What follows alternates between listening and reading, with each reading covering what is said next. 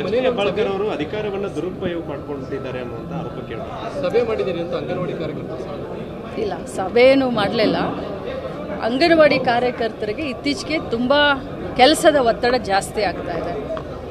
ಅವರು ಮೊನ್ನೆ pulse polio ಕಾರ್ಯಕ್ರಮ ಮಾಡಿದರು, ಆಮೇಲೆ ಸರ್ಕಾರದ ಗ್ಯಾರಂಟಿ ಯೋಜನೆಗಳ ಸರ್ವೆ ಮಾಡಿದರು, ಅದಾದಮೇಲೆ ಮತ್ತೆ ಒಂದು ಆರೋಗ್ಯ ಇಲಾಖೆಗೆ ಸಂಬಂಧಪಟ್ಟಂಥ ಸರ್ವೆ ಮಾಡಿದರು. ಈಗ BLA ಆಗಿ ಕೆಲಸ ಮಾಡ್ತಾ ಇದ್ದಾರೆ. ಸೊ ಇದೆಲ್ಲ ಕೆಲಸದ ಒತ್ತಡದಿಂದ ನಮಗೆ ತುಂಬ ತೊಂದರೆ ಆಗ್ತಾ ಇದೆ.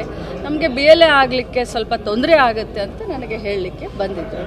ಅದಕ್ಕೆ ಅವರಿಗೆ ಸಮಾಧಾನ ಮಾಡಿ ಸರ್ಕಾರದ ಒಂದು ನಿರ್ಣಯದಂತೆ ತಾವು ಕೆಲಸ ಮಾಡಿ ಅಂತ ಅವ್ರಿಗೆ ಬುದ್ಧಿವಾದ ಹೇಳಿ ಚುನಾವಣಾ ಅಧಿಕಾರಿಗಳು ಹೇಳ್ತಾ ಇದ್ದಾರೆ, ಇಲ್ಲ ಅಲ್ಲಿ ಮಗನ ಪರವಾಗಿ ಪ್ರಚಾರ ಮಾಡ್ರಿ ಅನ್ನುವಂತಹ ನಿಟ್ಟಿನಲ್ಲಿ ಏನೋ ಸಭೆ ಮಾಡ್ತಾ ಇದ್ರು ಅನ್ನುವಂಥದ್ದು ಖಂಡಿತ ಇಲ್ಲ. ಈಗಾಗಲೇ ನನಗೆ ಅವರು ವಿನಂತಿಯನ್ನು ಮಾಡಿದ್ದಾರೆ, ನಿವೇದನ ಪತ್ರವನ್ನು ಕೊಟ್ಟಿದ್ದಾರೆ.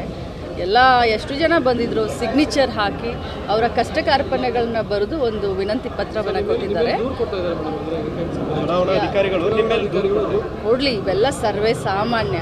ನಾನು ಚುನಾವಣೆಯಲ್ಲಿ ಈ ರೀತಿ ಮಿಸ್ಕನ್ಸೆಪ್ಷನ್ ಆಗೋದು ಸರ್ವೇ ಸಾಮಾನ್ಯ. ಒಬ್ಬ ಜವಾಬ್ದಾರಿಯ ಸ್ಥಾನದಲ್ಲಿ ಇಟ್ಕೊಂಡು ಈ ಒಂದು ದೇಶದ ಕಾನೂನಿಗೆ ಬೆಲೆ ಕೊಡೋದಾಗಲಿ, ಕಾನೂನಿಗೆ ತಲೆಬಾಗೋದಾಗಲಿ ನಮಗೆಲ್ಲ ಗೊತ್ತು. ಯಾಕಂದರೆ ಇದು ನನ್ನ ಮೊದಲನೇ ಚುನಾವಣೆ ಅಲ್ಲ, ತಮಗೆಲ್ಲರಿಗೂ ಗೊತ್ತಿದೆ, ಇದು ನನ್ನ 5ನೇ ಚುನಾವಣೆ. ಸೊ ನಮ್ಮ ಕಾನೂನಿನ ಚೌಕಟ್ಟಿನಲ್ಲಿ ಏನು ಮಾಡಬೇಕು ಅದನ್ನು ನಾವು ಮಾಡ್ತೀವಿ.